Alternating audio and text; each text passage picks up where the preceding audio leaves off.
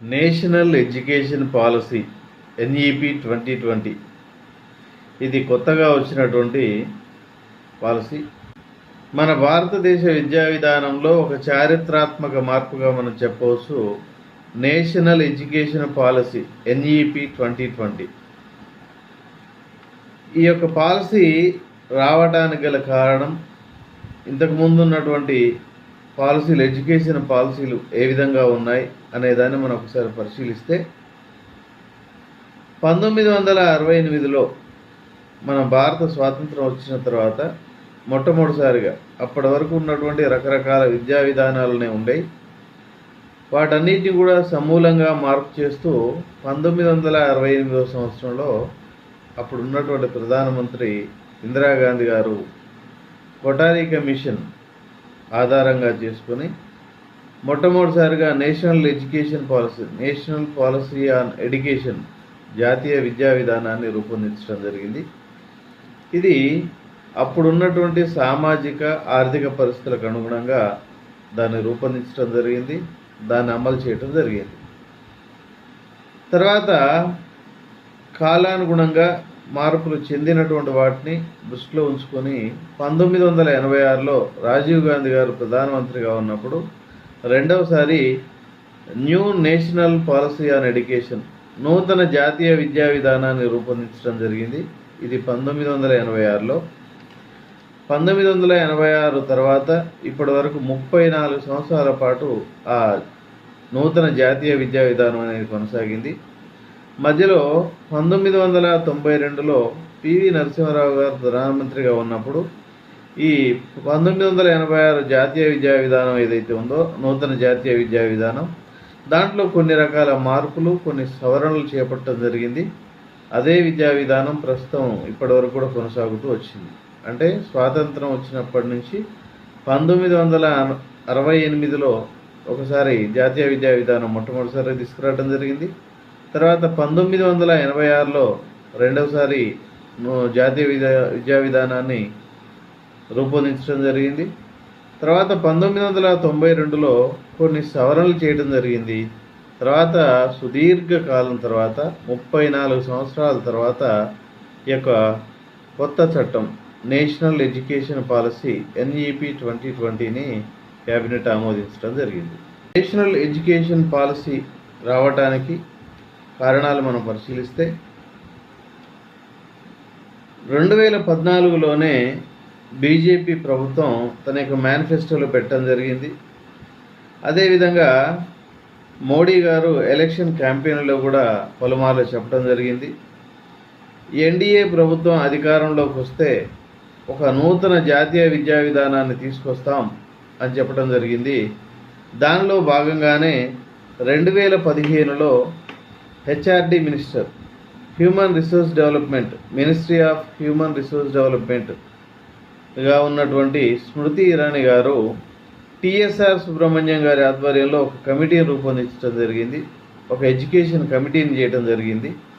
ఇది మన భారతదేశంలో ఉన్నటువంటి విద్యా విధానాలపైన, అంటే రకరకాల విద్యా విధానాలని కొనసాగుతున్నాయి, వాటన్నిటిని అధ్యయనం చేయడం కోసం ఈ యొక్క కమిటీని వేయటం జరిగింది.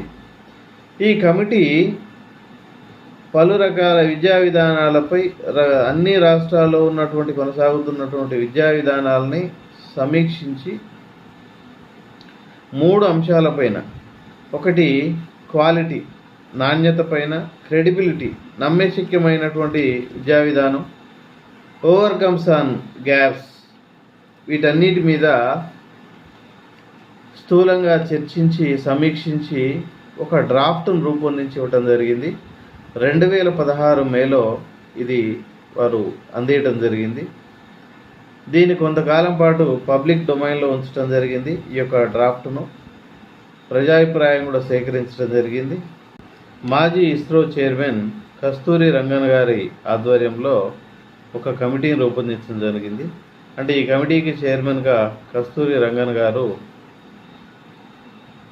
పనిచేశారు. అనేక విస్తృతమైనటువంటి సంప్రదింపులు జరిపి కొత్త విద్యా విధానాన్ని రూపొందించడం జరిగింది. 2017లో ఈ కమిటీ ఏర్పాటు చేస్తే ఇది మే 2019 31 మే 2019న హెచ్ఆర్డి మినిస్టర్ గారికి ఈ యొక్క నివేదికను సమర్పించడం జరిగింది. ఆ విధంగా రూపొందించబడ్డటువంటిదే నేషనల్ ఎడ్యుకేషన్ పాలసీ 2020. ఇంత సుదీర్ఘ కాలం తర్వాత 34 సంవత్సరాల తర్వాత ఈ నూతన విద్యా విధానాన్ని రూపొందించడానికి ఏమైనా కారణం ఉందా అనేది కనుక మనం పరిశీలించినట్లయితే, ఈ విధంగా కొత్త విద్యా విధానాన్ని రూపొందించవలసినటువంటి ఆవశ్యకత ఎందుకు ఏర్పడింది అనేది పరిశీలిస్తే, ప్రపంచవ్యాప్తంగా విద్యా విధానాలు అనేక రకమైనటువంటి మార్పులు అనేవి చోటు చేసుకున్నాయి. మనందరికీ తెలిసినటువంటి విషయమే. సైన్స్ అండ్ టెక్నాలజీలో, అకాడమీలో స్పెసిఫిక్ చేంజెస్ అనేవి వచ్చినాయి.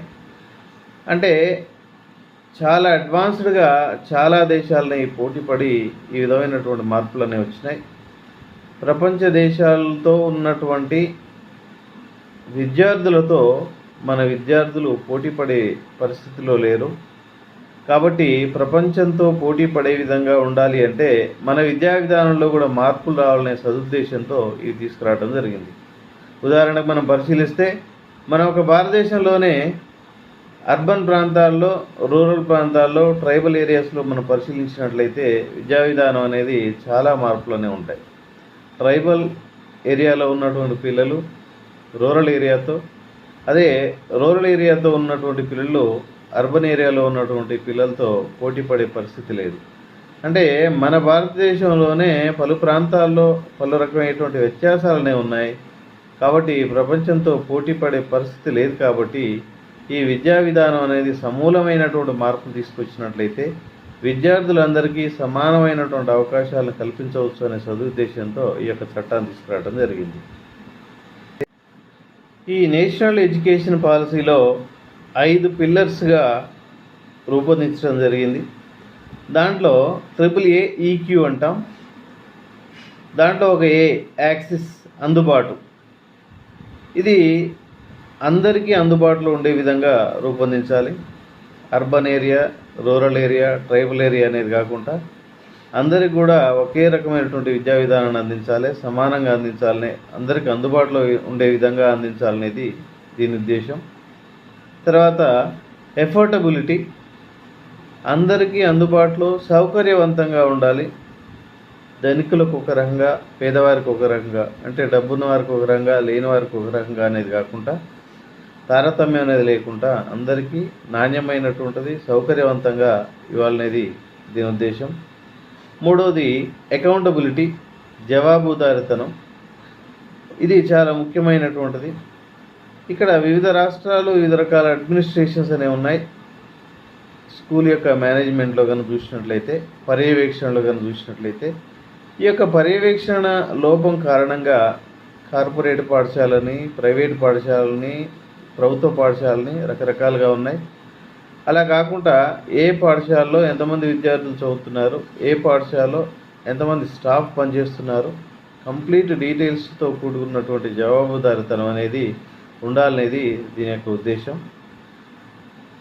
తర్వాత ఈక్విటీ, విద్యలో పార్షాలిటీ అనేది ఉండొద్దు అని, అన్పార్షాలిటీగా పారదర్శకంగా ఉండాలి అనేది దీని యొక్క ఉద్దేశం. చివరగా క్వాలిటీ, నాణ్యమైనటువంటి విద్య అందించాలనేది దీని యొక్క ఉద్దేశం. విద్యలో ఎలాంటి కాంప్రమైజ్ ఉండకూడదనేది ప్రధానమైనటువంటిది. ఇలాంటి access, affordability, accountability, equity, quality, ఈ 5 పిల్లర్స్ని, వీటన్నిటిని 5 పిల్లర్స్గా రూపొందించి ఈ యొక్క విద్యా విధానాన్ని రూపొందించడం జరిగింది. మరి అంతకుముందు ఉన్నటువంటి నూతన జాతీయ విద్యా విధానం 1986, అదే ఇప్పుడు కొత్తగా రూపొందించినటువంటి విద్యా విధానం NPE 2020, దానికి వ్యత్యాసాన్ని మనం పరిశీలిస్తే, ఇప్పటి వరకు ఉన్నటువంటి విద్యా విధానం 5+2+3గా ఉండేది. ఇప్పుడు 5+3+3+4గా ఈ యొక్క కొత్త పాలసీలో తీసుకురావడం జరిగింది. 12 years స్కూలింగ్గా. దాంట్లో కనుక మనం పరిశీలించినట్లయితే మొదటి 3 సంవత్సరాలు అంగన్వాడీ ఆర్ ప్రీ స్కూలింగ్ అంటాం. అదే ఇంతకుముందు ఉన్నటువంటి విద్యా విధానంలో మనం పరిశీలిస్తే ప్రభుత్వ పాఠశాలలో 5 సంవత్సరాలు నిండినటువంటి విద్యార్థికి మాత్రమే అడ్మిషన్ ఇచ్చేవాళ్ళం, అది 1వ తరగతిలో. అదే ప్రైవేట్ పాఠశాలలో అయితే 3 సంవత్సరాల పిల్లవాడి కాంచే నర్సరీ, ఎల్కేజీ, యూకేజీగా, దానికంటే ముందే ప్రీ స్కూల్ అని, ప్లే స్కూల్ అని, డే కేర్ సెంటర్ అని రకరకాల పేర్లతో వాళ్ళకి అడ్మిషన్ ఇచ్చేవాళ్ళం. ఇవన్నీ కాకుండా ఇప్పుడు ఒకే రకంగా 5+3+3+4గా మనం తీసుకురావడం జరిగింది. మరి 2009లో మనం పరిశీలించినట్లయితే RTE, right to education act అనేది వచ్చింది. మరి దీనిలో భాగంగా మనం పరిశీలించినట్లయితే 6 నుంచి 14 సంవత్సరాల పిల్లవారికి కనుక మనం పరిశీలిస్తే ఉచిత నిర్బంధ విద్యను, అంటే ఫ్రీ అండ్ కంపల్సరీ ఎడ్యుకేషన్ పాలసీని తీసుకురావడం జరిగింది. మరి ఇప్పుడు వచ్చినటువంటి న్యూ ఎడ్యుకేషన్ పాలసీలో మనం పరిశీలిస్తే 3 సంవత్సరాల పిల్లవాడి నుంచి 18 సంవత్సరాల వరకు ఈ విద్యను తప్పనిసరి చేయడం అనేది జరిగింది. ఇది 2030 వరకు దీన్ని సాధించాలనేది టార్గెట్గా పెట్టుకోవడం జరిగింది. మరి 2030 అనేది దేనికి అనేది మనం పరిశీలిస్తే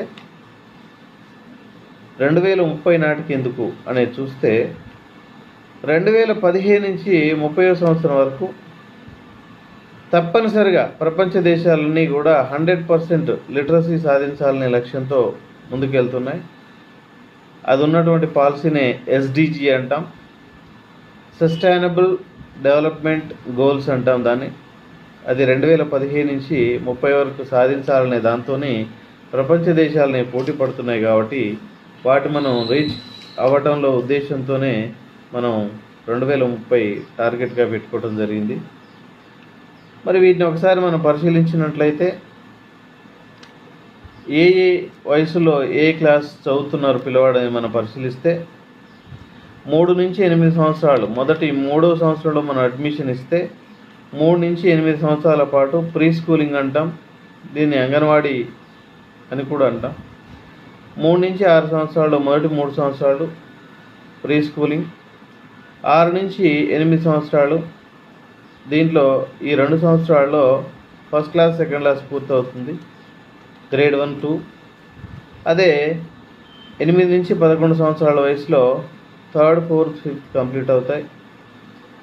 11 నుంచి 14 సంవత్సరాల్లో 6th, 7th, 8th క్లాస్ అనేవి కంప్లీట్ అవుతాయి. 14 నుంచి 18 సంవత్సరాల్లో 4 ఇయర్స్లో 9th, 10th, 11th, 12th ఈ విధంగా కంప్లీట్ అవుతాయి.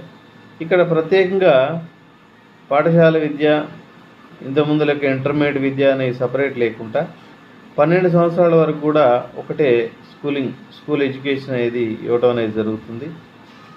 మరి దీని ఇంప్లిమెంటేషన్ మనం పరిశీలిస్తే ఇది 2 దశల్లో 2 ఫేజ్లో జరుగుతుందని చెప్పడం జరిగింది. 2021-22 ఇప్పుడు వచ్చే అకాడమిక్ ఇయర్లో ప్రాథమిక దశలో దీన్ని ఇంప్లిమెంట్ చేయాలని, ప్రాథమిక స్థాయిలో దీన్ని ఇంప్లిమెంట్ చేయాలని, అదే 2022-23 దీంట్లో హయ్యర్ ఎడ్యుకేషన్ ఇంప్లిమెంట్ చేయాలని 2 దశల్లో దీన్ని స్టార్ట్ చేయాలని చెప్పేసి నిర్ణయం తీసుకోవడం జరిగింది. అదే దీనికి ఎయిమ్స్ అండ్ ఇంపార్టెంట్ ఆస్పెక్ట్స్ మనం పరిశీలిస్తే universalisation of education achieving global standards, అంటే మన విద్యా విధానంలో ప్రపంచవ్యాప్తంగా జరిగే మార్పులను ఒడిసిపట్టుకోవాలి, దానికి అనుగుణంగా మనలో మార్పులు జరగాలి, దానికి అనుగుణంగానే ఇక్కడ ఈ యొక్క ఎడ్యుకేషన్ పాలసీని తీసుకురావడం జరిగింది. దాంట్లో మొట్టమొదటి అంశం. తర్వాత అంశాన్ని మనం పరిశీలిస్తే ఇప్పటివరకు విద్యకు మనకు ఉన్నటువంటి బడ్జెట్లో చాలా తక్కువగా, అంటే 1.6% మాత్రం విద్య కేటాయింపులు అనేవి ఉండేవి. కానీ దీంట్లో చాలా సమూలమైనటువంటి మార్పులు తీసుకురావడం కోసం జీడిపిలో 6% కేటాయింపులు ఉండే విధంగా చాలా గట్టిగా చెప్పడం జరిగింది.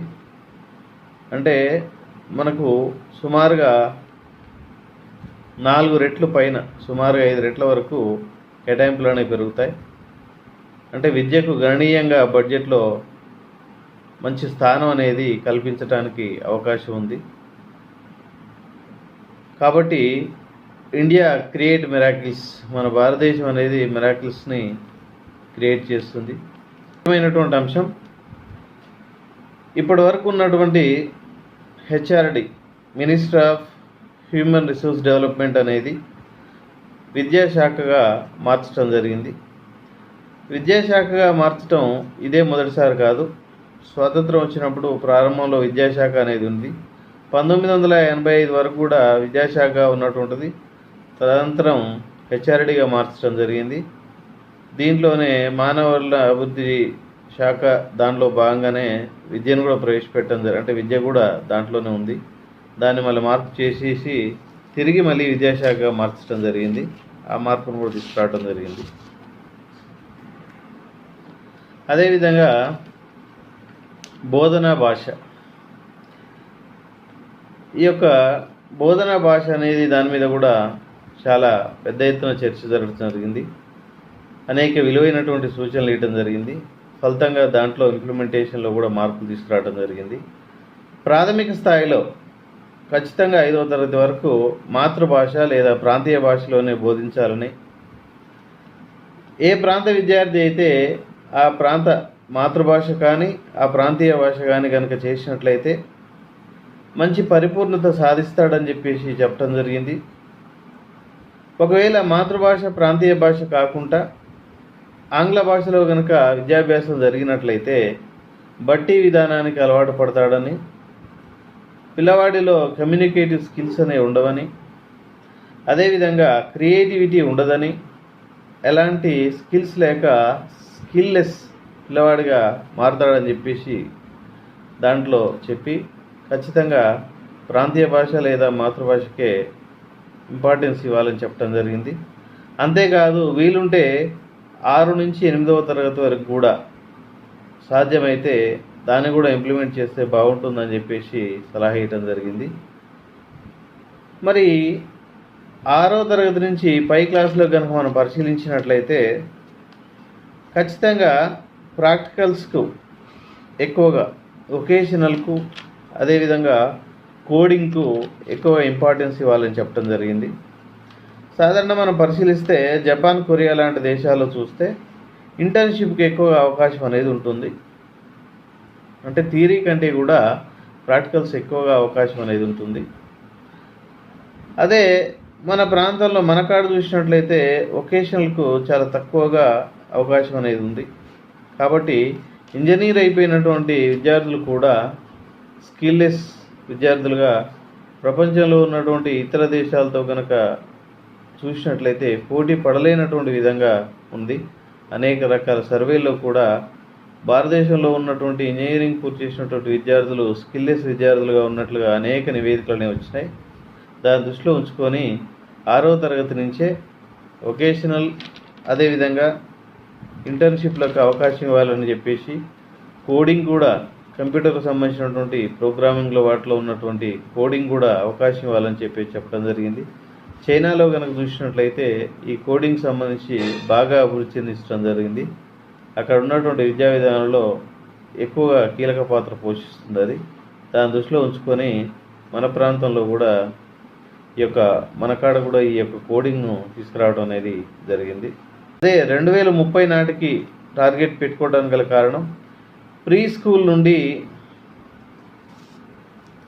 2030 నాటికి ప్రీ స్కూల్ నుండి సెకండరీకి అంటే GER gross enrolment ratio level 100% reach కావాలని, 2035 నాటికి 50% హైయర్ ఎడ్యుకేషన్ రీచ్ కావాలని చెప్పేసి టార్గెట్ పెట్టుకోవడం జరిగింది. అదేవిధంగా స్కూల్ లెవెల్లోనే మల్టీ లాంగ్వేజిజంను కూడా ఇంట్రడ్యూస్ చేయడం జరిగింది. అంటే ఇక్కడ బలవంతంగా హిందీ భాష, ఇంగ్లీష్ భాష, మరొక భాష అనేది బలవంతంగా రుద్దకుండా విద్యార్థుల యొక్క ఆసక్తిని బట్టి ఇతర ఫారిన్ లాంగ్వేజెస్ కూడా నేర్చుకోవడానికి అనేది అవకాశం కల్పిస్తుంది. పాలీ, పర్షియన్, ప్రాకృత్ ఈ విధంగా ఇండియన్ ఇన్స్టిట్యూట్ ఆఫ్ ట్రాన్స్లేషన్ ఆధ్వర్యంలో ఇది రూపొందించడం జరిగింది. ఆసక్తిని బట్టి వివిధ రకాల లాంగ్వేజ్ నేర్చుకోవచ్చు. అదేవిధంగా పరీక్షల విషయానికి వచ్చినట్లయితే విద్యార్థులందరికీ ప్రస్తుతం ఉన్నట్టుగానే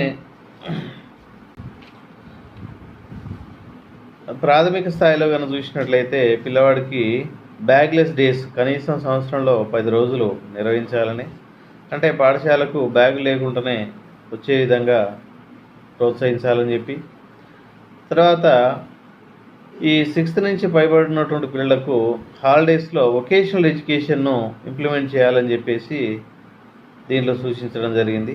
అంటే దసరా హాలిడేస్లో, సంక్రాంతి హాలిడేస్లో, సమ్మర్ హాలిడేస్లో కానీ చూసినట్లయితే ఈ వొకేషనల్ ఎడ్యుకేషన్ సంబంధించినటువంటిది కూడా ఇంప్లిమెంట్ చేయాలని చెప్పడం జరిగింది. దాని తర్వాత ఈ న్యూట్రిషనల్ వాల్యూ ఉన్నటువంటి మంచి పోషకాలు ఉన్నటువంటి మధ్యాహ్న భోజనం, మిడ్ డే మీల్స్ను అదేవిధంగా కొనసాగించాలని, అంటే మన భారతదేశంలో ఇప్పటివరకు చాలా పవర్ఫుల్గా ఇంప్లిమెంట్ చేస్తున్నటువంటి కార్యక్రమం ఏంటి అంటే మధ్యాహ్న భోజనం, మిడ్ డే మీల్స్. అదేవిధంగా ఇంకా కూడా చాలా మంచి పౌష్టికాహారాన్ని అందించే విధంగా దాంట్లో మార్పులు తీసుకొస్తూ దీన్ని కొనసాగించాలనేది కూడా సూచించడం జరిగింది. మరి ఎగ్జామ్స్ను కనుక మనం పరిశీలిస్తే ఇక్కడ ఎగ్జామ్స్లో పరీక్షల విధానం, ఎగ్జామ్స్ను కనుక మనం పరిశీలించినట్లయితే కంప్లీట్గా వీటిని సరళీకరించడం జరిగింది. 360 degrees ప్రోగ్రెస్ కార్డ్, అంటే సమూలమైనటువంటి విద్యార్థి యొక్క ఆల్రౌండ్ డెవలప్మెంట్ను దీంట్లో చూపించడానికి అవకాశంగా ఉన్నటువంటిది. మామూలుగా కేవలం విషయ పరిజ్ఞానానికే కాకుండా ప్రాక్టికల్స్ కూడా దీంట్లో ఎక్కువగా ఇంపార్టెన్స్ని ఇస్తూ ఈ యొక్క పరీక్షలు నిర్వహించడం అనేది జరుగుతుంది. 1వ తరగతి నుంచి ఇప్పటి వరకు 12వ తరగతి వరకు అన్ని క్లాసులకు ఎగ్జామ్స్ అనేవి నిర్వహించడం జరుగుతుంది. కానీ ఇప్పుడు 3వ తరగతి, 5వ తరగతి, 8వ తరగతిలోనే పరీక్షలు నిర్వహించడం జరుగుతుంది. ఇప్పటి వరకు ఉన్నటువంటి 10th స్టాండర్డ్, 12th స్టాండర్డ్లో ఎగ్జామ్స్ అదేవిధంగా కొనసాగుతాయి. ఇక్కడ ప్రతి సంవత్సరం కూడా విద్యార్థికి 2 సార్లు ఎగ్జామ్స్ కండక్ట్ చేయడం జరుగుతుంది. ఒకటి యాన్యువల్ ఎగ్జామినేషన్ అని, సెమిస్టర్ ఎగ్జామినేషన్స్ అని 2 సార్లు జరిగితే విద్యార్థి 2 సార్లు ఎగ్జామ్స్ రాసుకునే వీలుంటుంది. దాంట్లో ఏ మార్కులు ఎక్కువగా వస్తే వాటినే ఆ పిల్లవాడి మార్కులుగా కన్సిడర్ చేయడం అనేది జరుగుతుంది. ఇట్లా ఎగ్జామినేషన్స్, పరీక్షల విధానంలో కూడా చాలా మార్పులు తీసుకురావడం అనేది జరిగింది. అంటే ఈ పరీక్షల్లో కనుక చూసినట్లయితే academic activity, practical knowledge, co-curricular activities వీటన్నిటి మీద క్షుణ్ణంగా పరిశీలించి పిల్లవాడికి మార్కులు ఇవ్వడం అనేది జరుగుతుంది. అంటే కేవలం అకాడమిక్ సైడ్ నాలెడ్జ్ మాత్రమే పరిగణలోకి తీసుకోకుండా ప్రాక్టికల్ నాలెడ్జ్ని, అదేవిధంగా పిల్లవాడికి కేవలం అకాడమిక్ నాలెడ్జే కాకుండా పిల్లవాడికి అకాడమిక్ యాక్టివిటీ, ప్రాక్టికల్ నాలెడ్జ్, అదేవిధంగా కో-కరిక్యులర్ యాక్టివిటీస్ వీటిలో ఉన్నటువంటి స్కిల్స్ని ఆధారంగా చేసుకొని పిల్లవాడికి మార్కులు ఇవ్వడం అనేది జరుగుతుంది. అదే హైయర్ ఎడ్యుకేషన్లో వచ్చినటువంటి మార్పులు మనం పరిశీలిస్తే దీన్ని మనం మల్టీ డిసిప్లినరీ అప్రోచ్ అనొచ్చు. అంటే ఇప్పటివరకు కానీ చూసినట్లయితే ఇంటర్మీడియట్ అయిపోయిన తర్వాత ఫర్ ఎగ్జాంపుల్ బీకామ్ కనుక ఉన్నట్లయితే దాంట్లో కామర్సు, వాటితో పాటు ఏవైనా 2 ఆర్ట్స్ సబ్జెక్టులు. అదే బీఎస్సీలో బీజెడ్సీ కనుక తీసుకున్నట్లయితే బాటనీ, జువాలజీ, కెమిస్ట్రీ. అదే బీఎస్సీ మ్యాథ్స్ తీసుకున్నట్లయితే మ్యాథ్స్, ఫిజిక్స్, కెమిస్ట్రీ కానీ, కంప్యూటర్ సైన్స్ కానీ, ఈ విధంగా రకరకాలుగా తీసుకోవడం అనేది జరుగుతుంది. కానీ ఇప్పుడు విద్యార్థికి అలా కాకుండా ఈ మల్టీ డిసిప్లినరీ అప్రోచ్లో మనం పరిశీలిస్తే ఫర్ ఎగ్జాంపుల్ బీఎస్సీ ఎంపీసీ ఉన్నటువంటి విద్యార్థి మ్యాథ్స్తో పాటు ఒకవేళ ఆ విద్యార్థికి ఫిజిక్స్ కానీ, కెమిస్ట్రీ కానీ ఇంట్రెస్ట్ లేకపోతే, ఆసక్తి లేకపోతే, అంతకుముందు చైల్డ్హుడ్లో జాగ్రఫీ మీదనో లేదా సోషియాలజీ మీదనో ఇంట్రెస్ట్ కనుక ఉన్నట్లయితే అవి మళ్ళీ చూస్ చేసుకోవడానికి అవకాశం ఉంది. అంటే మ్యాథ్స్తో పాటు సోషియాలజీ, జాగ్రఫీ ఎంచుకునే అవకాశం ఉంది. మ్యాథ్స్, ఫిజిక్స్, కెమిస్ట్రీనే ఖచ్చితంగా చదవాల్సినటువంటి అవసరం లేకుండా మ్యాథ్స్తో పాటు సోషియాలజీ కానీ, జాగ్రఫీ కానీ చదివే అవకాశం ఉంది. అదే బీకామ్ చదువుతున్నటువంటి పిల్లవాడిని మనం పరిశీలిస్తే కామర్స్, అంటే కామర్స్తో పాటు ఆర్ట్స్కి సంబంధించినటువంటి ఏవైనా సోషల్ సబ్జెక్టులు చదవాల్సి వస్తుంది. అలా కాకుండా బీకామ్ సబ్జెక్ట్తో పాటు బాటనీ, జువాలజీ కూడా ఎంచుకునే అవకాశం ఉంది. ఒకవేళ 10th స్టాండర్డ్లో సైన్స్ మీద ఆసక్తి కనుక ఎక్కువగా ఉన్నట్లయితే ఆ విద్యార్థి బీకామ్తో పాటు బాటనీ జువాలజీ తీసుకునే అవకాశం ఉంది. సాధారణంగా ఇది చాయిస్ బేస్డ్ క్రెడిట్ సిస్టమ్ అంటాం. బాగా అభివృద్ధి చెందినటువంటి ఫారిన్ కంట్రీస్లో ఇది ఎప్పటి నుంచో ఉంది, ఇప్పుడిప్పుడే మన దగ్గరికి వస్తుంది ఇది. కాబట్టి దీన్ని పూర్తిగా ఇంప్లిమెంట్ చేయడం అనేది జరుగుతుంది. దీనివల్ల డిగ్రీని 4 సంవత్సరాల్లో 3 సంవత్సరాలైనా చేసుకోవచ్చు, దానికి తగ్గట్టుగా సర్టిఫికేట్ ఇవ్వడం జరుగుతుంది. లేదా ఆ పిల్లవాడు 4 సంవత్సరాలు కనుక కొనసాగించినట్లయితే ఆ విద్యార్థికి 4 సంవత్సరాలకు సంబంధించినటువంటి సర్టిఫికేట్ని కూడా ఇవ్వడం జరుగుతుంది. దీంట్లో కనుక చూసినట్లయితే మల్టిపుల్ ఎగ్జిట్ అండ్ ఎంట్రీ అనేది ఉంటుంది. ఫస్ట్ ఇయర్ అయిపోయినాక వెళ్ళొచ్చు, మళ్ళీ 1 సంవత్సరం తర్వాత రావచ్చు, లేదా 2 సంవత్సరాల తర్వాత వెళ్ళొచ్చు, మళ్ళీ అడ్మిషన్ తీసుకోవచ్చు. ఈ విధంగా విద్యార్థికి వెసులుబాటు ఆధారంగా చేసుకొని అనేక సార్లు ఎగ్జిట్, పీజీలోనైనా కూడా అనేక సార్లు ఎగ్జిట్ అండ్ ఎంట్రీ అనేది ఇవ్వచ్చు. దానికి తగ్గట్టుగానే సర్టిఫికేట్ అనేది ఇవ్వటం అనేది జరుగుతుంది. ఇలా పిల్లవాడి డిగ్రీని పూర్తి చేయవచ్చు. మరి ఈ విధంగా ఉన్నటువంటి విద్యా విధానంలో కనుక చూసినట్లయితే చాలా ఛాలెంజెస్ అనేవి ఉంటాయి, మెరిట్స్ కూడా ఉన్నాయి. ఏంటి అంటే వెరీ మచ్ కాంప్రహెన్సివ్. దీనిలో మనం పరిశీలించినట్లయితే ప్రొఫెషన్ టు వొకేషనల్ అనేది ఉంది కాబట్టి చాలా మంచిదని చెప్పుకోవచ్చు. హాలిస్టిక్ ఎడ్యుకేషన్ అని చెప్పవచ్చు, ఇంక్లూజివ్ ఎడ్యుకేషన్ అని చెప్పవచ్చు. బాలికలకు, బాలులకు, గిరిజనులకు, అదేవిధంగా అన్ని రకాల వర్గాలు ఉన్నటువంటి విద్యార్థులకు దీంట్లో మంచి స్థానం అనేది ఇవ్వబడ్డది. అందరికీ కూడా సరైనటువంటి ప్రాధాన్యం అనేది ఇవ్వబడ్డది. అదేవిధంగా అంతకుముందు ఉన్నటువంటి రైట్ టు ఎడ్యుకేషన్లో మనం పరిశీలించినట్లయితే 6 to 14 years మాత్రమే ఉన్నటువంటి విద్యా విధానాన్ని 3 సంవత్సరాల నుంచి 18 సంవత్సరాల వరకు కొనసాగించడం అనేది ఉంది. కాబట్టి ఇది కూడా చాలా చక్కటి అవకాశం విద్యార్థులకు అని చెప్పవచ్చు. అదేవిధంగా ఫారిన్ యూనివర్సిటీస్ కూడా మన భారతదేశంలోకి ఆహ్వానం అనేది, అనుమతి అనేది లభిస్తుంది. కాబట్టి ఇక్కడ మనం ఈ ఫారిన్ లాంగ్వేజ్ సంబంధించినటువంటి కానీ అక్కడ ఉన్నటువంటి అడ్వాన్స్డ్ ఎడ్యుకేషన్ కానీ మన విద్యార్థులు కూడా అందుకోవడానికి అవకాశం ఉంటుంది. ఇక్కడ మనం చాలామంది ఇక్కడ చదువుకొని ఎంఎస్కి వాటికి ఫారిన్ కంట్రీస్కి వెళ్ళటం జరుగుతుంది. ఎప్పుడైతే ఈ యూనివర్సిటీ అనేవి వస్తాయో అడ్వాన్స్డ్ ఎడ్యుకేషన్ అనేది ఇక్కడ మనకు అందుతుందో పిల్లవాళ్ళకు కూడా స్కిల్స్ అనేవి బాగా డెవలప్ అవుతాయి, కమ్యూనికేటివ్ స్కిల్స్ అనేవి వస్తాయి. తదనుగుణంగా అంతర్జాతీయంగా రాణించవచ్చు. అంటే వివిధ రకాల బిజినెస్లో కానీ ఇండస్ట్రీస్లో కానీ మంచి జాబ్స్ సంపాదించుకోవడానికి విద్యార్థులకు చాలా అవకాశం అనేది ఉంటుంది. ఇప్పటివరకు చాలా వరకు మన కాడ ఇంగ్లీష్ వర్సెస్ హిందీగా ఉన్నటువంటి పోటీ అనేది ఏదైతే ఉందో అలాంటిది ఏది లేకుండా, పిల్లవాళ్ళ మీద ఎలాంటి ఒత్తిడి లేకుండా వానికి ఇష్టమైనటువంటి సబ్జెక్టులను ఎంచుకొని ఇష్టమైనటువంటి సబ్జెక్టులను చదువుకునే అవకాశం ఈ యొక్క విద్యా విధానంలో కొనసాగుతుంది. కాబట్టి ఇది ఒక మంచి అవకాశంగా చెప్పవచ్చు. ఏది ఏమైనా మన భారతదేశంలో కనుక చూసినట్లయితే ఈ విద్యా విధానం అనేది సఫలీకృతం అవుతుందా, సక్సెస్ అవుతుందా? ఇంతకుముందు కూడా పలు విద్యా విధానాలనే వచ్చినాయి. స్వాతంత్రం వచ్చిన కానీ ఇప్పటి వరకు వచ్చినటువంటి విద్యా విధానాలు ఇవన్నీ కూడా కొనసాగినాయి. మరి ఇవన్నీ కూడా సక్సెస్ అయ్యాయా? అయితే మరి కొత్త ఎందుకు అనే మనం పరిశీలిస్తే సమకాలీన అవసరాలు, సామాజిక పరిస్థితులను ఆధారంగా చేసుకొని ఒక చట్టాన్ని రూపొందించడం జరుగుతుంది ఏ ప్రభుత్వం అయినా కూడా.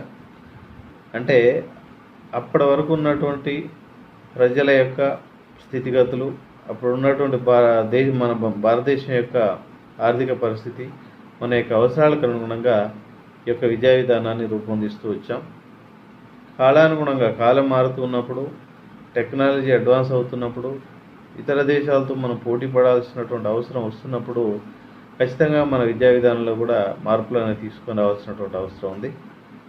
తదనుగుణంగానే మొట్టమొదటి వచ్చినటువంటి విద్యా విధానాన్ని మారుస్తూ నూతన విద్యా విధానం, ఆ తర్వాత మళ్ళీ ఈ యొక్క జాతీయ విద్యా విధానం 2020 కూడా తీసుకురావడం జరిగింది.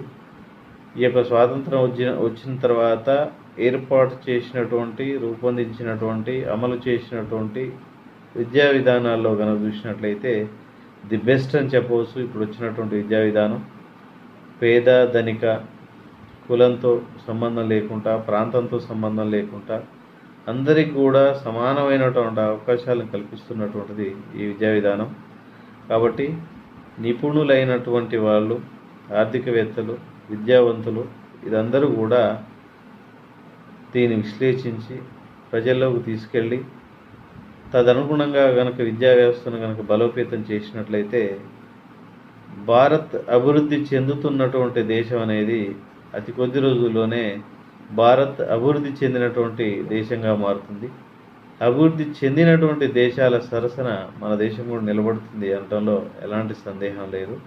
కాబట్టి ఈ యొక్క చక్కటి విద్యా విధానాన్ని రూపొందించి తీసుకొచ్చినటువంటి ఈ యొక్క ఎన్డీఏ ప్రభుత్వానికి మనం ధన్యవాదాలు తెలుపుదాం. నమస్కారం.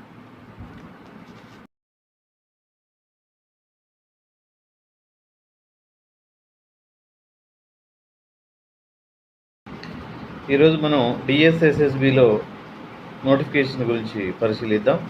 డిఎస్ఎస్ఎస్బిలో 7,236 ఉద్యోగాలకు గాను నోటిఫికేషన్ విడుదలైంది. National capital territory of Delhi NCT Delhi ప్రభుత్వానికి చెందినటువంటి Delhi subordinate services selection board DSSSB ఉద్యోగాల భర్తీకి దరఖాస్తులు కోరుతోంది. మొత్తం పోస్టుల సంఖ్య 7,236. ఈ పోస్టుల వివరాలు మనం పరిశీలిస్తే ట్రైన్డ్ గ్రాడ్యుయేట్ టీచర్స్ టీజీటీలు 6,258, assistant teachers primary nursery teachers 628, junior secretariat assistant 278, counsellor 50, patwari 10 పోస్టులు. దీంట్లో అర్హత పరిశీలించినట్లయితే ట్రైన్డ్ గ్రాడ్యుయేట్ టీచర్ టీజీటీకి దీంట్లో subjects Hindi, natural science, maths, social science, Bengali తదితర సబ్జెక్టులకు ఖాళీల వివరాలు అనేవి ఇవ్వబడ్డాయి. వీటికి అర్హత relevant subjects, relevant degree, BA honours, bachelor degree, పీజీతో పాటు సీటెట్ క్వాలిఫై అయి ఉండాలి. వయసు 32 సంవత్సరాలకు మించి ఉండకూడదు. అదే assistant teachers primary and nursery, దీనికి ఎలిజిబిలిటీస్ కానీ చూసినట్లయితే ఇంటర్మీడియట్ ఉత్తీర్ణతో పాటు nursery teacher education programme diploma certificate course చేసి ఉండాలి. వయసు 30 సంవత్సరాలకు మించి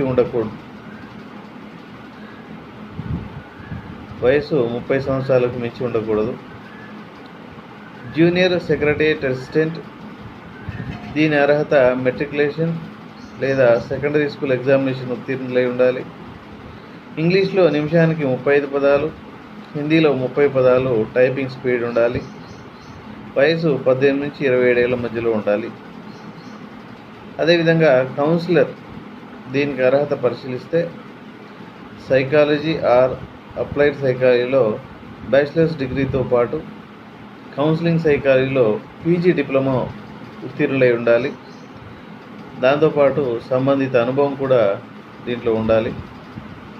అదేవిధంగా పట్వారీ పోస్ట్ పరిశీలిస్తే దీనికి అర్హత గ్రాడ్యుయేషన్ ఉత్తీర్ణులవ్వాలి. కంప్యూటర్ ప్రొఫిషియన్సీతో పాటు ఉర్దూ లేదా హిందీలో పని అనుభవం ఉండాలి. వయసు 21 నుంచి 27 ఏళ్ల మధ్యలో ఉండాలి.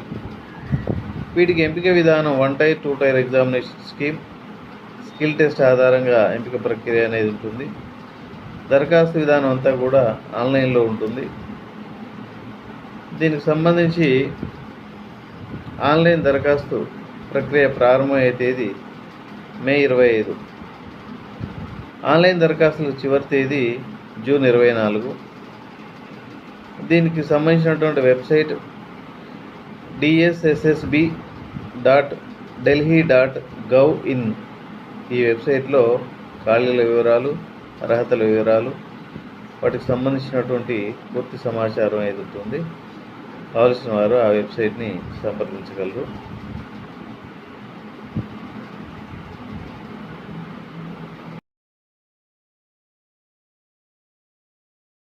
తమిళనాడులోని వెల్లింగ్టన్లో ఉన్నటువంటి defence services staff college group C civilian పోస్టుల భర్తీకి అర్హులైనటువంటి అభ్యర్థుల నుంచి దరఖాస్తులు కోరుతుంది. మొత్తం పోస్టుల సంఖ్య 83. పోస్టుల వివరాలు పరిశీలిస్తే స్టెనోగ్రాఫర్, గ్రేడ్ 2 సంబంధించినటువంటి పోస్టులు 4, lower divisional clerk 10, civilian motor driver 7, సుకాని 1, carpenter 1, multi tasking staff office training 60. ఇవి మొత్తం ఖాళీల వివరాలు. వీటికి సంబంధించినటువంటి అర్హతలు మనం పరిశీలిస్తే స్టెనోగ్రాఫర్ గ్రేడ్ 2 అర్హత, ఇంటర్మీడియట్ లేదా ఈక్వలెంట్ క్వాలిఫికేషన్ కలిగి ఉండాలి. డిక్టేషన్, ట్రాన్స్క్రిప్షన్ నైపుణ్యం ఉండాలి. వయసు 18 నుంచి 27 ఏళ్ల మధ్యలో ఉండాలి. అదే లోయర్ డివిజనల్ క్లర్క్ చూసినట్లయితే దీనికి ఎలిజిబిలిటీ ఇంటర్మీడియట్ ఉత్తీర్ణులై ఉండాలి. టైపింగ్ స్పీడ్ ఉండాలి. వయసు 18 నుంచి 27 ఏళ్ల మధ్యలో ఉండాలి. సివిలియన్ మోటార్ డ్రైవర్ ఈ పోస్ట్కి అర్హత ఇంటర్మీడియట్ లేదా రెలవెంట్ కోర్స్ దానికి సంబంధించినటువంటి అర్హత కలిగి ఉండాలి. హెవీ వెహికల్స్ డ్రైవింగ్ లైసెన్స్తో పాటు 2 ఏళ్ల అనుభవం కలిగి ఉండాలి. వయసు 18 నుంచి 27 ఏళ్ల మధ్యలో ఉండాలి. సుకాని ఈ పోస్ట్కి అర్హత ఇంటర్మీడియట్ లేదా ఈక్వలెంట్ సర్టిఫికేట్ ఉండాలి. గుర్తింపు పొందే సంస్థ నుంచి స్విమ్మింగ్లో సర్టిఫికేట్, మంచి సెయిలింగ్ నాలెడ్జ్తో పాటు 2 ఏళ్ల అనుభవం ఉండాలి. వయసు 18 నుంచి 25 ఏళ్ల మధ్యలో ఉండాలి. అదే కార్పెంటర్ అర్హత పరిశీలించినట్లయితే ఇంటర్మీడియట్ లేదా రిలవెంట్ దానికి సంబంధించినటువంటి క్వాలిఫికేషన్ ఉండాలి.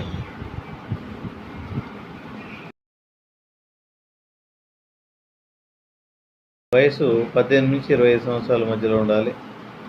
సంబంధిత పనిలో 2 సంవత్సరాల అనుభవం అనేది ఉండాలి. అదే multi tasking staff office and training దీన్ని పరిశీలిస్తే అర్హత మెట్రికులేషన్ ఆర్ రిలవెంట్ క్వాలిఫికేషన్ ఉండాలి. వయసు 18 నుంచి 25 ఏళ్ల మధ్యలో ఉండాలి. వీటికి ఎంపిక విధానాన్ని పరిశీలిస్తే రాత పరీక్ష, స్కిల్ టెస్ట్ ఆధారంగా నిర్వహించడం జరుగుతుంది. ఈ పరీక్షలో general intelligence and reasoning, numerical ability, general English, general awareness, trade specific. అదే క్వశ్చన్ పేపర్ వచ్చేసి ఇంగ్లీష్ మరియు హిందీలో ఉంటుంది. దీనికి దరఖాస్తు విధానం అని పరిశీలిస్తే మొత్తం కూడా ఆన్లైన్లోనే దరఖాస్తు అనేది ఉంటుంది. ఈ యొక్క దరఖాస్తు విధానం పరిశీలిస్తే ఆఫ్లైన్ దరఖాస్తు అనేది ఉంది. ఈ యొక్క అప్లికేషన్స్ను దరఖాస్తును the commandant defence services staff college, Wellington, Nilgiris, pin code number 643231 Tamil Nadu చిరునామాకు ఈ యొక్క ఆఫ్లైన్ అప్లికేషన్స్ మనం పంపించాల్సి ఉంటుంది. దరఖాస్తులకు చివరి తేదీ 22/5/2021 అంటే మే 22. దీనికి సంబంధించినటువంటి వెబ్సైట్ కూడా ఈ యొక్క డిస్క్రిప్షన్లో ఇవ్వబడుతుంది. అవసరం ఉన్న వాళ్ళు ఇది కూడా చూడవచ్చు.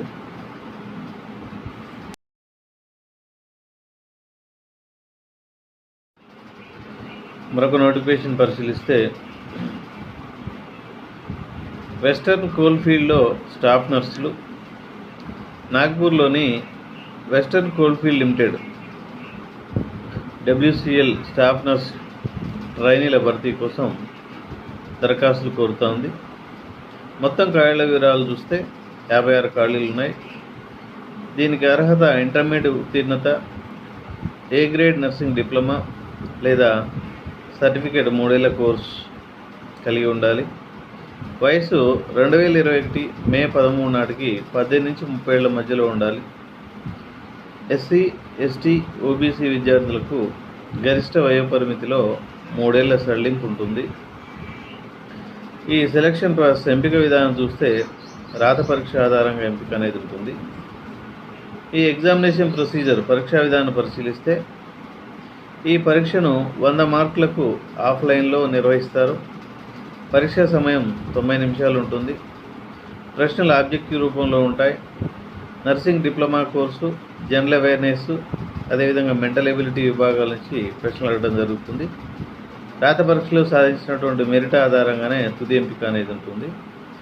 దీనికి దరఖాస్తు విధానం ఈమెయిల్ ద్వారా దరఖాస్తు చేసుకోవాలి. ఈమెయిల్ recruit.wcl@coalindia.in దీనికి ఈమెయిల్ చేయాల్సి ఉంటుంది. దరఖాస్తుల చివరి తేదీ మే 27. దీనికి సంబంధించినటువంటి వెబ్సైట్ www.westerncoal.in. దీంట్లో ఈ వెబ్సైట్లో కావాల్సినటువంటి సమాచారం ఏది ఉంటుంది, ఈ విధంగా దానికి అప్లై చేసుకోవచ్చు. మరొక నోటిఫికేషన్ పరిశీలిస్తే NWDAలో ఇంజనీర్లు, క్లర్క్లు, న్యూఢిల్లీలోని నేషనల్ వాటర్ డెవలప్మెంట్ ఏజెన్సీ దీనిలో వివిధ ఉద్యోగాల భర్తీ కోసం దరఖాస్తు కోరుతుంది. కంప్యూటర్ బేస్డ్ ఆన్లైన్ టెస్ట్ ఆధారంగా అభ్యర్థులు ఎంపిక చేస్తారు. ఉద్యోగాన్ని అనుసరించి స్కిల్ టెస్ట్ కూడా ఉంటుంది. మొత్తం ఖాళీలు 62. దాంట్లో జూనియర్ సివిల్ ఇంజనీర్లు, సివిల్ విభాగంలో 16 పోస్టులు ఉన్నాయి. సివిల్ ఇంజనీరింగ్లో డిప్లొమా లేదా తత్సమాన పరీక్ష ఉత్తీర్ణులై ఉండాలి. దరఖాస్తు నాటికి 18 నుంచి 27 ఏళ్ల మధ్య వయసు వారే ఉండాలి. అదే నెక్స్ట్ హిందీ ట్రాన్స్లేటర్, ఇంగ్లీష్ ఒక సబ్జెక్ట్గా హిందీలో పీజీ పూర్తి చేసి ఉండాలి. అభ్యర్థి వయసు 21 నుంచి 30 ఏళ్ల మధ్యలో ఉండాలి. జూనియర్ అకౌంటెంట్ ఆఫీసర్, ఈ జూనియర్ అకౌంట్స్ ఆఫీసర్కు 5 పోస్టులు ఉన్నాయి. కామర్స్ డిగ్రీ పూర్తి చేసిన వాళ్ళు దీనికి అర్హులు. CA, ICWIA, కంపెనీ సెక్రటరీ కోర్సులు చేసిన వారికి ప్రాధాన్యం ఉంటుంది. వీరికి ఎక్స్పీరియన్స్ కూడా అవసరం. 21 నుంచి 30 ఏళ్ల మధ్య వయసు వారే ఉండాలి. అప్పర్ డివిజనల్ క్లర్క్లు, ఇవి 12 పోస్టులు ఉన్నాయి. డిగ్రీ ఉత్తీర్ణంతో పాటు computer operating system, MS Word, MS Excel, power point, internet అంశాల్లో కూడా అవగాహన అనేది అవసరం. అభ్యర్థి వయస్సు 18 నుంచి 27 ఏళ్ల మధ్యలో ఉండాలి. తర్వాత స్టెనోగ్రాఫర్లు, ఇవి 5 ఖాళీలు ఉన్నాయి.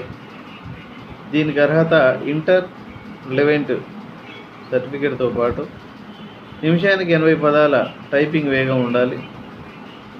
18 నుంచి 27 ఏళ్ల మధ్య వయసు వారే ఉండాలి. తర్వాత లోయర్ డివిజనల్ క్లర్క్ పోస్ట్ పరిశీలిస్తే ఇవి 23 ఖాళీలు ఉన్నాయి. ఇంటర్ లేదా 12వ తరగతి లేదా రిలవెంట్ సర్టిఫికేట్ కలిగి ఉండాలి. ఇంగ్లీష్ టైపింగ్ తెలిసి ఉండాలి. కంప్యూటర్ ఆపరేషన్స్, ఇంటర్నెట్ అంశాల్లో అవగాహన తప్పనిసరి. దీనికి ఆన్లైన్ తేదీ జూన్ 25 చివరి తేదీ. దీనికి సంబంధించినటువంటి వెబ్సైట్ పరిశీలిస్తే nwda.gov.in.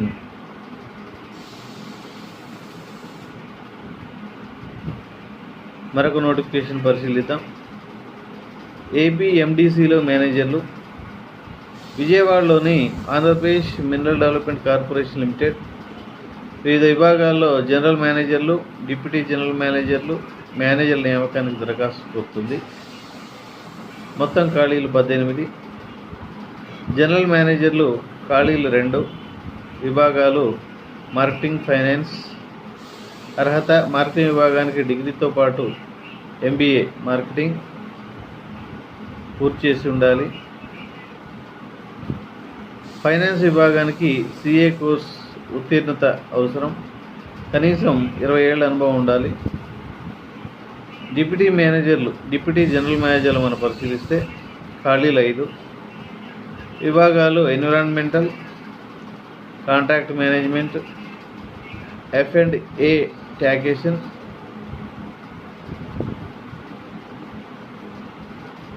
CSR civil. దీనికి సంబంధించిన అర్హత పరిశీలిస్తే డిగ్రీ ఉత్తీర్ణంతో పాటు విభాగాన్ని అనుసరించి MBA కానీ, BE కానీ, బీటెక్ లేదా CA పూర్తి చేసి ఉండాలి.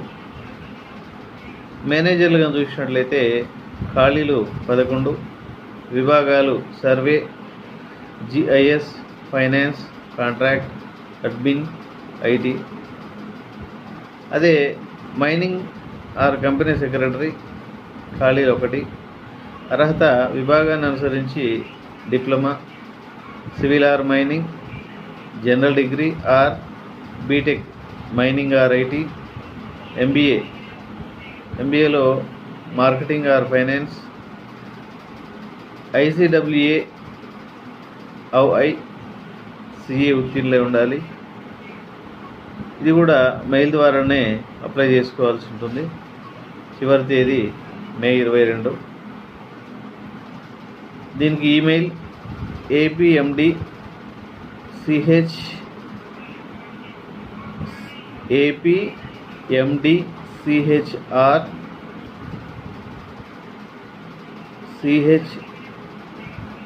ఈమెయిల్ చూస్తే APMDCH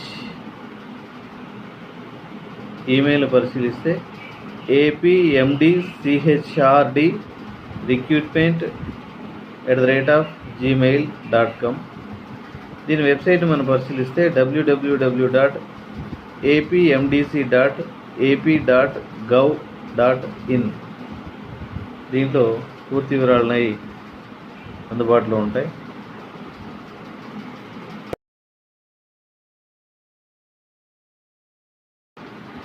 ఆర్మీ పబ్లిక్ స్కూల్లో ఖాళీలు. సికింద్రాబాద్లోని బొల్లారం ఆర్మీ పబ్లిక్ స్కూల్ నందు కాంట్రాక్ట్ బేసిక్ ఒప్పంద ప్రాతిపదికన కొన్ని పోస్టులు నింపడానికి ఈ యొక్క నోటిఫికేషన్ ఇవ్వడం జరిగింది. మొత్తం ఖాళీలు 33.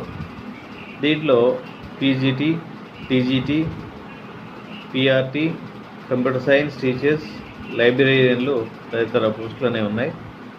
వీటి విభాగాలు పరిశీలిస్తే history, science, geography, economics, psychology, maths, English, Hindi, social science.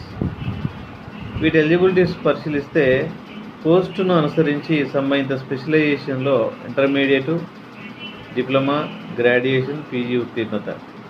అంటే PGTకి PGT అర్హత, PG పూర్తి చేసి ఉండాలి, 50% మార్కులు కలిగి ఉండాలి. TGT వాళ్ళైతే డిగ్రీతో పాటు B.Ed పూర్తి చేసి ఉండాలి, టెట్ క్వాలిఫై ఉండాలి. అదేవిధంగా కంప్యూటర్ సంబంధించిన వాళ్ళైతే కంప్యూటర్ నాలెడ్జ్ సర్టిఫికెట్ కోర్సులు ఉండాలి, MS ఆఫీస్ టెక్నాలజీ పరిజ్ఞానం కూడా ఉండాలి. ఈ విధంగా వాటికి సంబంధించినటువంటి అర్హతలను కలిగి ఉండాలి.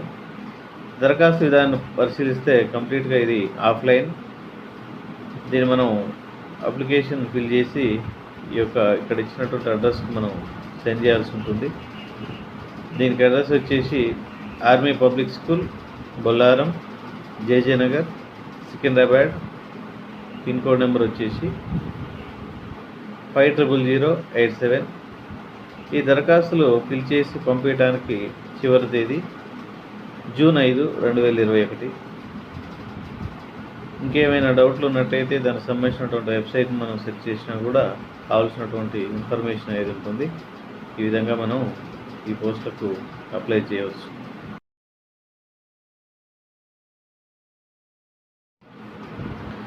సికింద్రాబాద్ మిలిటరీ కాలేజీలో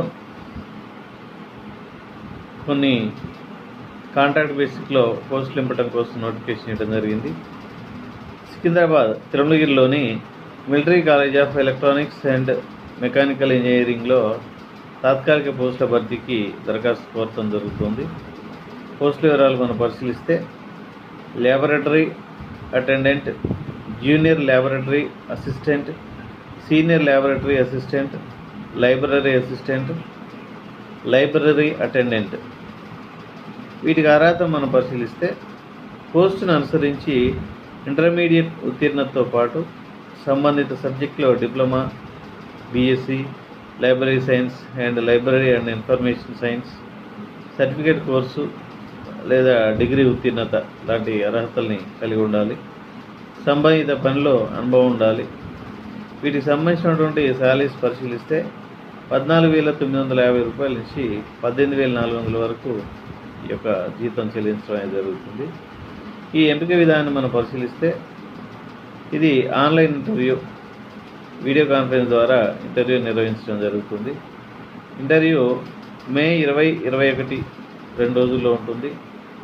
ఈ ఆఫ్లైన్ దరఖాస్తు అనేది మే 18 వరకు పంపించాల్సి ఉంటుంది. దీనికి సంబంధించినటువంటి చిరునామా పరిశీలిస్తే military college of electronics and mechanical engineer, gate, Tirumalagiri,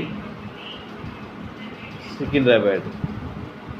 military college of electronics and mechanical engineering gate, Tirumalagiri, Secunderabad. ఈ అడ్రస్ పంపించాల్సి ఉంటుంది. ఇది ఈ నోటిఫికేషన్ కనుక మనం పరిశీలించినట్లయితే.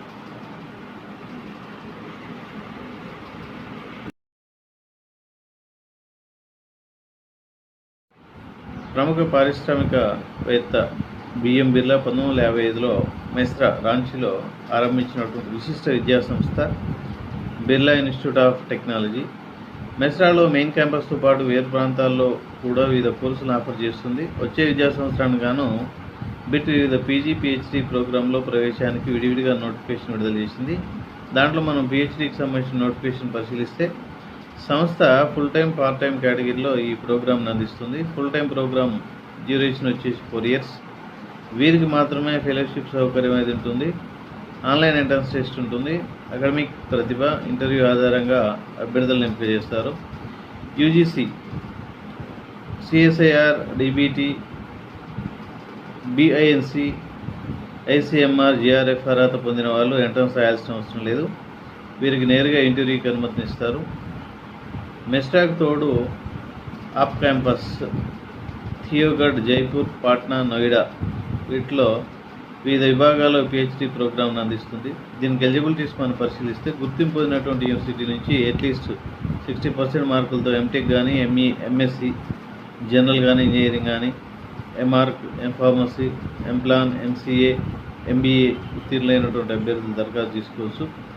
80% మించిన మార్కులతో BTech, BE, BSc, engineering, BPharmacy, BArch, BPlan పూర్తి చేసిన అభ్యర్థులు కూడా అప్లై చేసుకోవచ్చు. వీరికి గేట్, జీపీఆర్ టెస్టులో కనీసం 80% స్కోర్ ఉండాలి. ఈ ఎంట్రన్స్ టెస్ట్ మనం పరిశీలిస్తే దీన్ని ఆన్లైన్ విధానంలోనే నిర్వహిస్తారు. ఇందులో 50 మల్టిపుల్ చాయిస్ క్వశ్చన్స్ అనేవి ఉండటం జరుగుతుంది. జనరల్గా 30 ప్రశ్నలు సంబంధిత విభాగం నుంచి 70 ప్రశ్నలు అడుగుతారు. ప్రశ్నలన్నీ కూడా నెట్, గేట్, జీపీఆర్ తరహాలోనే ఉంటాయి. ఒక్కో ప్రశ్నకు 2 మార్కుల చొప్పున మొత్తం మార్కులు 100. పరీక్ష సమయం గంట. సంస్థ పంపే లింక్ ద్వారా పర్సనల్ కంప్యూటర్ లేదా ట్యాబ్లెట్ లేదా ల్యాప్టాప్ లేదా స్మార్ట్ ఫోన్ నుంచి ఎగ్జామ్ రాయొచ్చు. ఇందులో అర్హత పొందాలంటే కనీసం 30% మార్కులు రావాలి. ఎస్సీ, ఎస్టీ అభ్యర్థులకు 20% మార్కులు చాలు. ఎంట్రన్స్ టెస్టులో అర్హత పొందిన వారిని మాత్రమే video conference are Google meet ద్వారా ఇంటర్వ్యూకి అనుమతిస్తారు. అకాడమిక్ ప్రతిభకు 60, ఇంటర్వ్యూకు 40 మార్కులు కేటాయించారు. మొత్తం మీద కనీసం 40% మార్కులు సాధించిన వారికి మెరిట్ జాబితాలో స్థానం లభిస్తుంది. వాటి ఆధారంగా చేసుకుని మెరిట్ జాబితాను రూపొందిస్తారు. దీని ముఖ్య సమాచారం మనం పరిశీలిస్తే మొదటి రెండేళ్ళు నెలకు 25,000 రూపాయలు, తర్వాత 2 ఏళ్ళు నెలకు 25,000 రూపాయలు ఇస్తారు ఫెలోషిప్ అనేది. ఈ దరఖాస్తు ఫీజు జనరల్ అభ్యర్థులు కానీ, ఓబీసీ అభ్యర్థులు కానీ చూసినట్లయితే 2,500 రూపాయలు ఉంటుంది. అదే ఎస్సీ, ఎస్టీ అభ్యర్థులు కానీ చూసినట్లయితే 1,500 రూపాయలు ఉంటుంది. లేకపోతే ఆన్లైన్ దరఖాస్తు చివరి తేదీ జూన్ 10వ తారీఖు. ఆన్లైన్ టెస్ట్కు షార్ట్ లిస్ట్ చేసినటువంటి అభ్యర్థుల జాబితా విడుదలకు జూన్ 14 విడుదల చేస్తారు. ఆన్లైన్ ఎంట్రన్స్ టెస్ట్ తేదీ జూన్ 17, ఇంటర్వ్యూ తేదీ జూన్ 18, ఫలితాల విడుదల జూన్ 21, అడ్మిషన్స్ జూన్ 22 నుంచి ఉంటాయి. దీనికి సంబంధించినటువంటి వెబ్సైట్ చూస్తే బిట్మెస్రా bitmesra.ac.in ఈ యొక్క వెబ్సైట్లో ఇంకా పూర్తి సమాచారం అనేది ఇవ్వబడింది. అవకాశం ఉన్నవాళ్ళు, అవసరం ఉన్న వాళ్ళు ఆ యొక్క వెబ్సైట్ను కూడా పరిశీలించి పూర్తి సమాచారం తెలుసుకోవాల్సిందిగా కోరుతున్నాను. ధన్యవాదాలు. లోని వెల్లింగ్టన్లో ఉన్నటువంటి defence services staff college group C civilian పోస్టుల భర్తీకి అర్హులైనటువంటి అభ్యర్థుల నుంచి దరఖాస్తులు కోరుతుంది. మొత్తం పోస్టుల సంఖ్య 83. పోస్టుల వివరాలు పరిశీలిస్తే స్టెనోగ్రాఫర్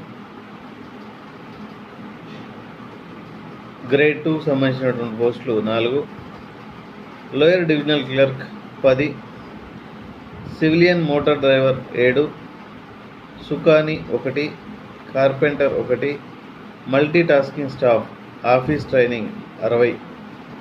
ఇవి మొత్తం ఖాళీల వివరాలు.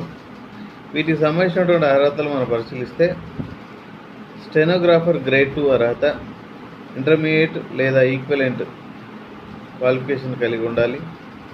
డిక్టేషన్, ట్రాన్స్క్రిప్షన్ నైపుణ్యం ఉండాలి. వయసు 18 నుంచి 27 ఏళ్ల మధ్యలో ఉండాలి.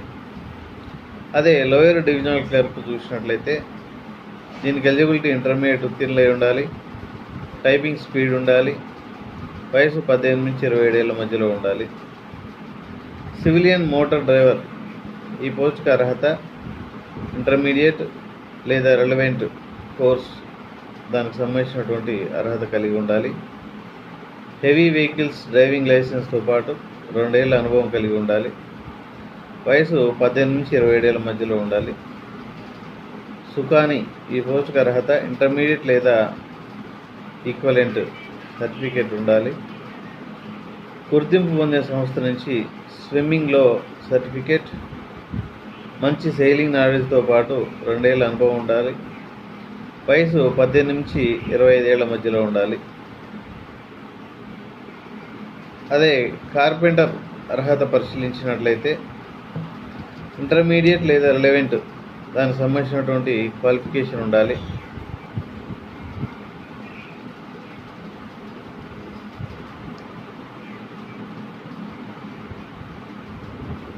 వయసు 18 నుంచి 25 సంవత్సరాల మధ్యలో ఉండాలి.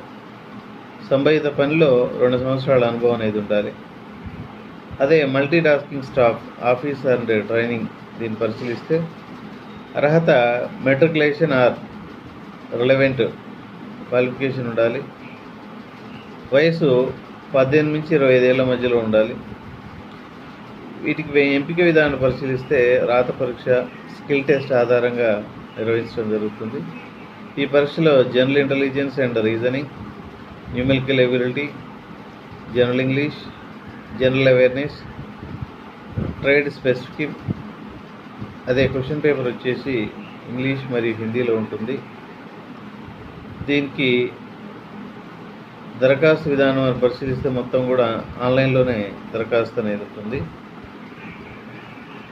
ఈ యొక్క దరఖాస్తు విధానం పరిశీలిస్తే ఆఫ్లైన్ దరఖాస్తు అనేది ఉంది. ఈ యొక్క అప్లికేషన్స్ను దరఖాస్తును the commandant defence services staff college Wellington Nilgiris pin code number 643231 Tamil Nadu చిరునామాకు ఈ యొక్క ఆఫ్లైన్ అప్లికేషన్స్ మనం పంపించాల్సి ఉంటుంది. దరఖాస్తులకు చివరి తేదీ 22/5/2021 అంటే మే 22. దీనికి సంబంధించినటువంటి వెబ్సైట్ కూడా ఈ యొక్క డిస్క్రిప్షన్లో ఇవ్వబడుతుంది. అవసరం ఉన్న వాళ్ళు ఇది కూడా చూడవచ్చు.